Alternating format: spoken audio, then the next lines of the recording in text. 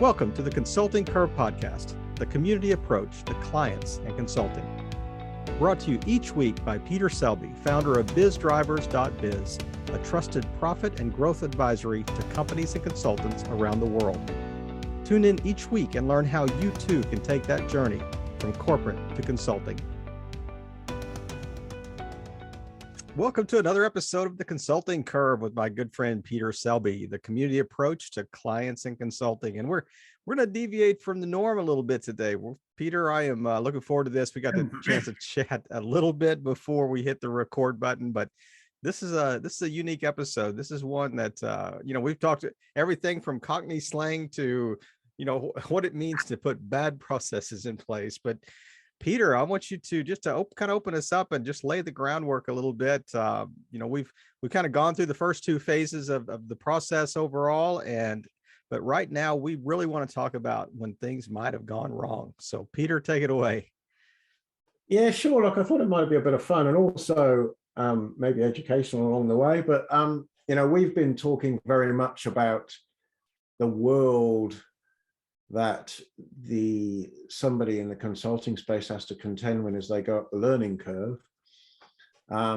Today's a bit of a reverse view, looking at some of the stuff that the consultants face when they go into customers, and some of it, depending on how many problems there are that they are contending with, are some of the typical things that can be seen, and especially perhaps today it'll be worth talking more from when companies are doing things badly or are in a suboptimal condition, I guess would be a polite way to put it, and then try and sort of run before they can walk when some of the base processes aren't right and some of the things that happen as a result of that.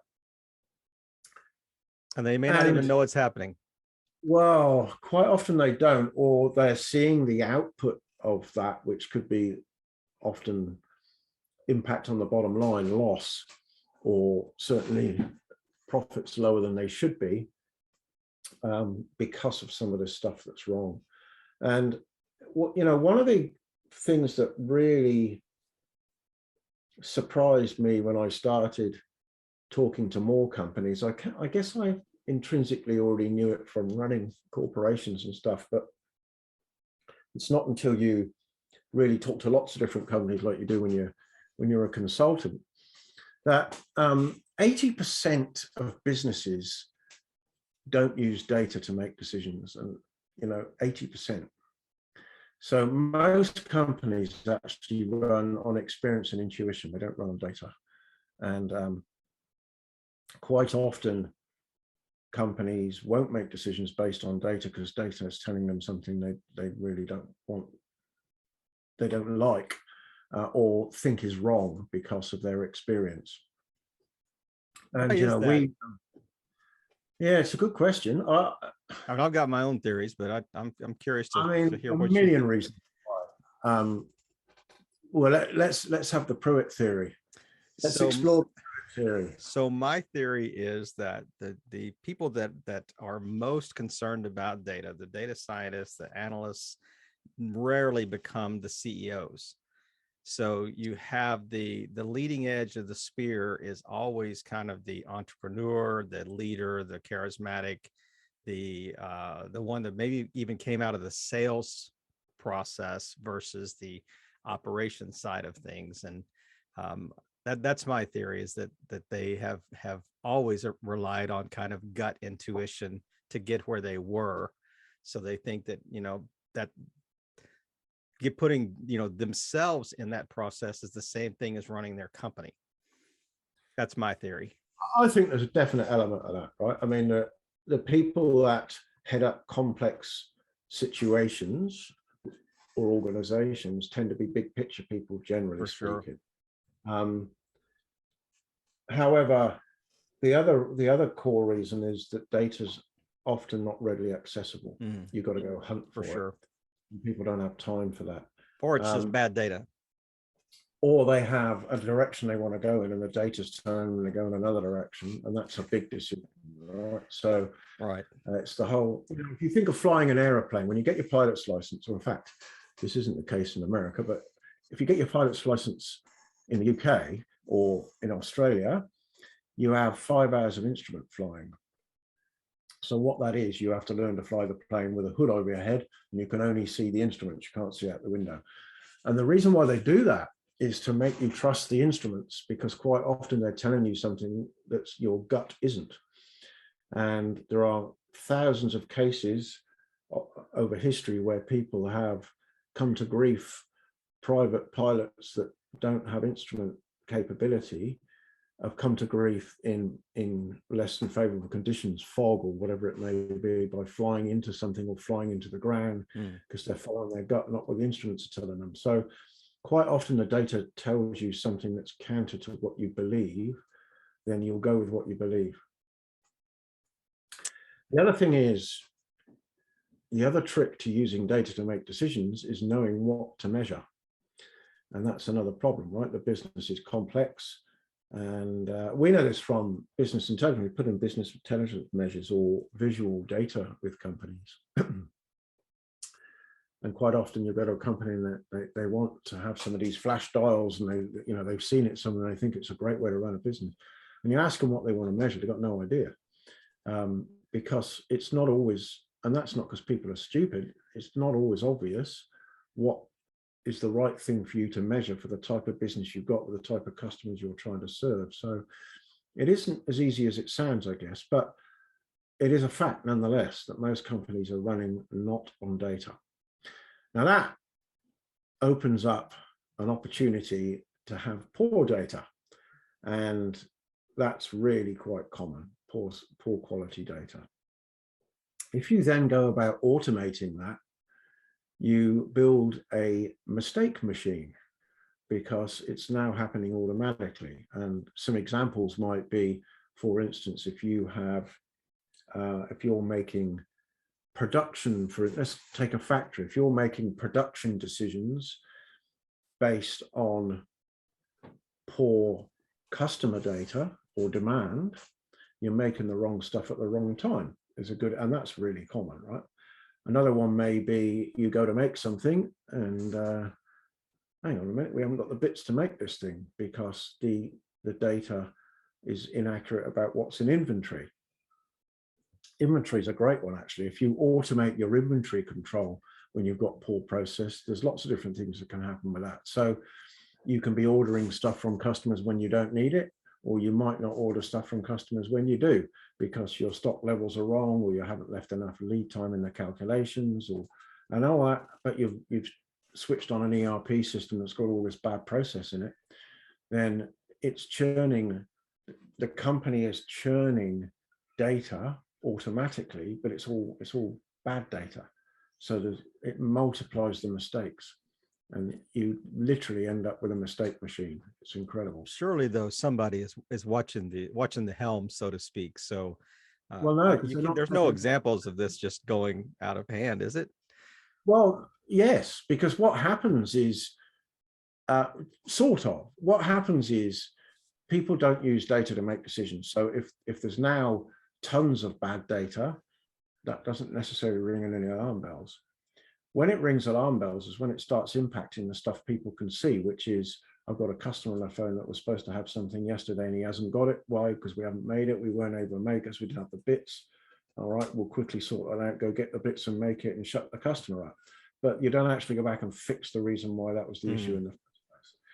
Or you're starting to see an impact on profits. What's going on here? Hang on a minute. It's because you've got too much stock, or you've got the wrong stock, or whatever it may be. I mean, I'm just talking about manufacturing. It could be, think of it in a service environment, right. You've got the wrong people, you can't deliver something, or whatever it may be. So the bad data and the bad process doesn't come to the fore until the cracks are so big they could be seen from the top of the organization. And by then, there's lots of problems. And that's normally what the consultant then faces, right? So he's then called in because, hang on a minute, we should be making more money than this. Why aren't we? We can't work it out. Let's go find somebody that can. And they come in and start looking. And of course, they start peeling off the layers of what's going on underneath. One of the drivers, hence the name of our company, Business Drivers, we go look at the drivers of all this, and you've got millions of things that are wrong. I mean, I'm using a big number, but you know what I mean. You've got a lot of problems. And then, of course, the customer then can be horrified by the fact there's a lot more things to fix than they thought. And so they start jumping. There's the obvious conclusion there is this consultant, you know, all these problems weren't here until the consultant turned up. Well, Exactly. yeah, they were. You just couldn't see them, you know. So it is amazing. And some of the examples of that are, you know, people manufacturing just the wrong stuff, or people turning up to and can't deliver the service that a customer wants. Or I told you the story a long time ago in a steel plant once where I went to work. This is years ago. And I had this white shape behind the building that, and this was in an electric arc furnace steel plant. So the building was quite tall, probably, I don't know, 80 feet, 100 feet. And this little white cap above it that I couldn't work out because it didn't seem, I was walking across to the building from a car park, and I couldn't, the parallel just didn't seem right. I couldn't work it out. And to my horror, I got around the back and found this enormous pyramid of lime that people have been pushing up overnight and trucks have been delivering. And what had happened there is that particular company had turned on an ERP system and had some basic data wrong. And in this particular case, it was the reorder point for lime. So, and I can't remember what it was now, but instead of reordering when they had a pile that had 5 tons in it or something, it was reordering, they needed a part, it was reordering at 1,000 tons or something. The pile was just growing and growing and growing. And of course, these trucks have been delivering it all through the night. People have been pushing it up, and here's this pile. But nobody had stopped to think, well, this isn't normal for a start. And hang on a minute, we're not working in a lime factory. Surely they're never going to use all this and question things, because people just keep going, you know. And equally, the supplier would have never had all of that big in their life, and they didn't stop and question that. So that seems ridiculously stupid. But it's not, because people are involved in their own little world doing stuff, and there must be a reason. Maybe they're stockpiling this, maybe they're sending it to another division, who knows. We'll just keep going. And you know, you've got whoever's looking after all this thinking, I hope they stop delivering these trucks in. This is a bloody nightmare, what they're up to. But you know, I think you painted a picture in my mind. I'm thinking, I want to change your analogy. It's not the mistake machine, it's like the mistake Matterhorn, you know, that you've created of limestone behind this building.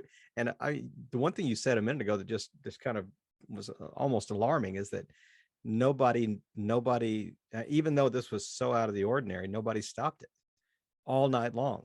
You know, but it took somebody to walk behind the building.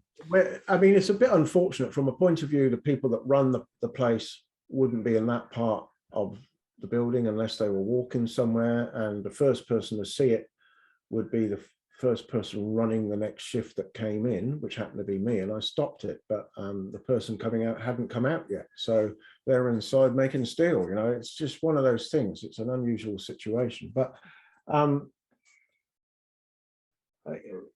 bad data. I've got the one that I've told you before around the power company, right? So this is a classic where this is a power distributor in a weather environment that is high extreme from summer to winter. They've got a tornado season and all the rest of it. And they have somebody looking at data that's not complete, and they're saying, wow, we could control our cash flow a lot better if we evened out the order process of poles. And this was poles for holding up the power lines. It's a distribution company. And so they noticed that it was really uneven, and so let's average this. And they averaged the order out over the year rather than doing it at a specific time. And that made a lot more sense from a cash flow perspective.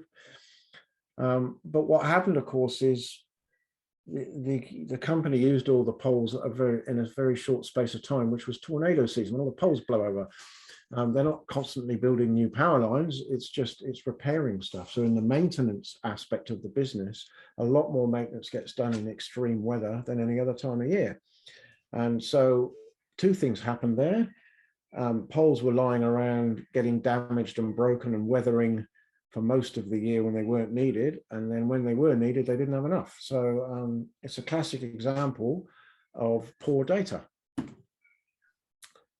or bad decisions around data in that case, I suppose, really. But it's, you know, that's more about not having clarity than anything else. But they're just examples. If you automate stuff with bad process, you just build this mistake machine, and it really causes companies untold grief, to be honest. And they're always surprised by the depth of the problems once you start unpeeling the layers. In fact, we're working with a customer right now in a complex sales and distribution business, and just about everything is wrong, but all the data is bad, and it's been bad for a very long time, and they've been running the business around it, and they've run so much inefficiency into the business. They're lucky they're in quite a high margin environment, so they're still making plenty, but they're gobsmacked the amount of money they're leaving on the table, to the tune of millions a year, because of poor process. But because it's everywhere, it doesn't stand out. Everything we look at is broken. Every piece of data we look at is inaccurate. It's like bad data cost averaging, you know, across the plateau. So I'm curious, what do you think is worse? Is it making decisions with bad data, or is it making decisions from your gut that is unsupported by data? What have you seen historically that might be even more dangerous?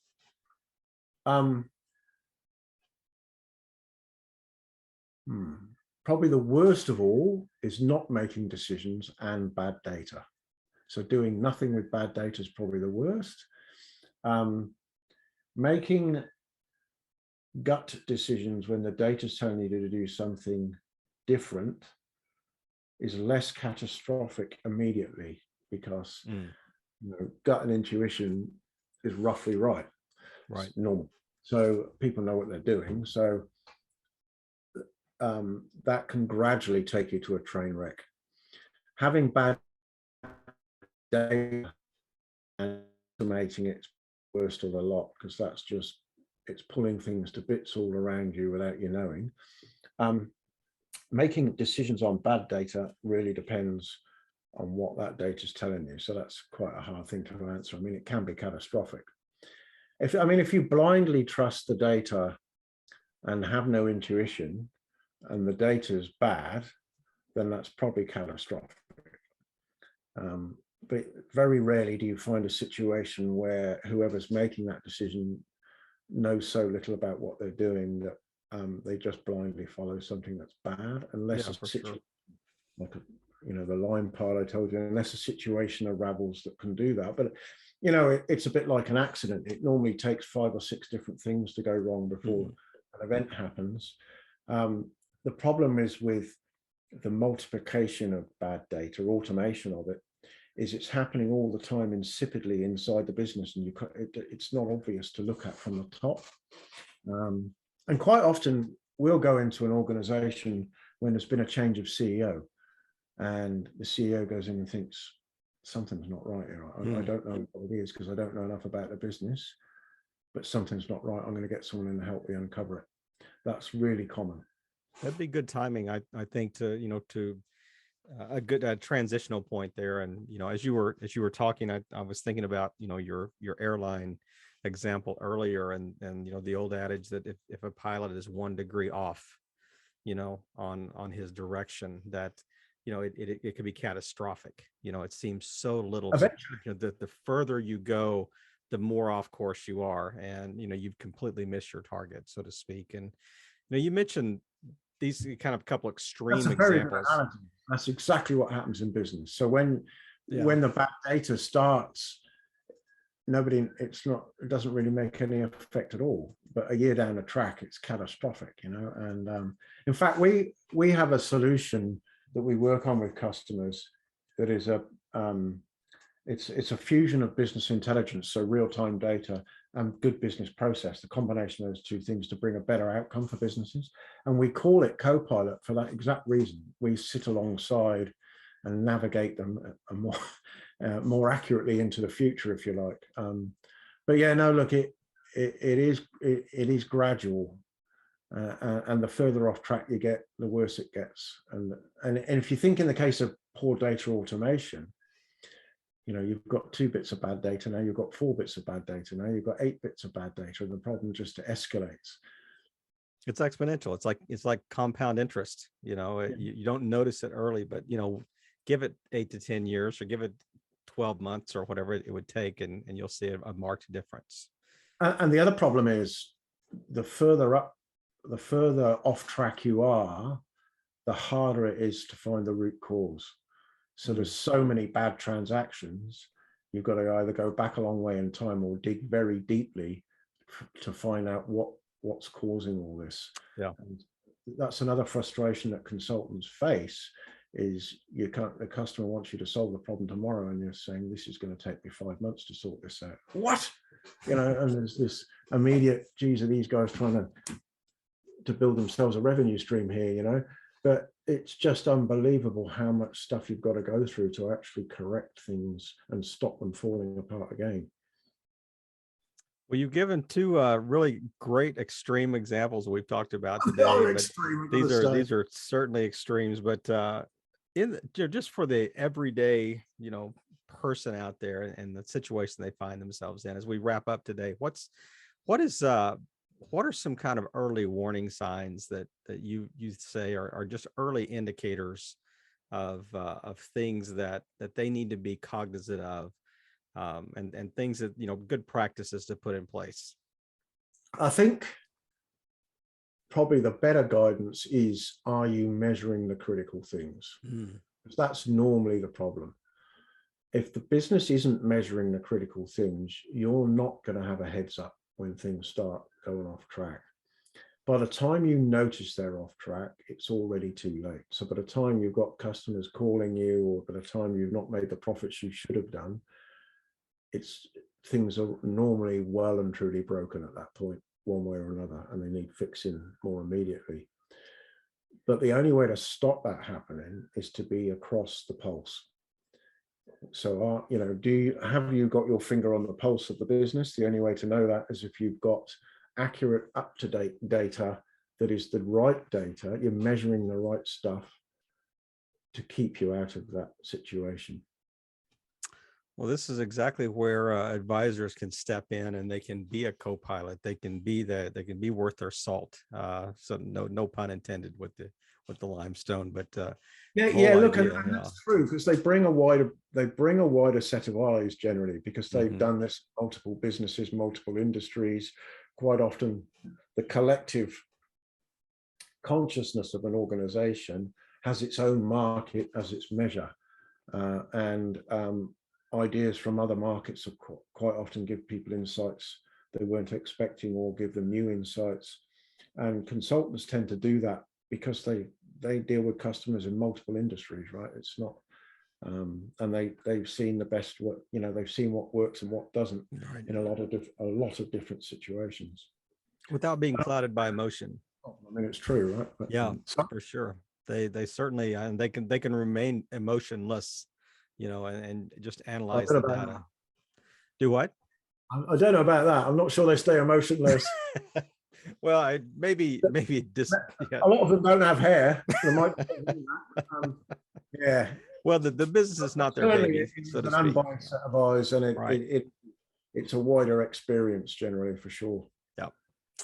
What a couple of great examples we've had today, and it really is I mean, we've kind of made light of the situation, but it can be, you know, catastrophic if left unchecked. And it's, I mean, what a great way to kind of sum up, you know, all the episodes that we've talked about up to this point, the first 8 episodes we've done, and just the processes that we've, you know, you've put in place and you've talked about, and the different levers that, you know, we can kind of pull, and the data that's measured along the way, and the tools that are used in that process. And I just really appreciate you just taking time today again, Peter, just sharing your personal experience of you know, where things have gone wrong and lessons learned, and really just laying a good foundation for next couple of weeks that we step into the third and final phase of Biz Drivers. And another exciting episode of the Consulting Curve, the community approach to clients and consulting. Peter, thanks again. Always good fun. Great to be here.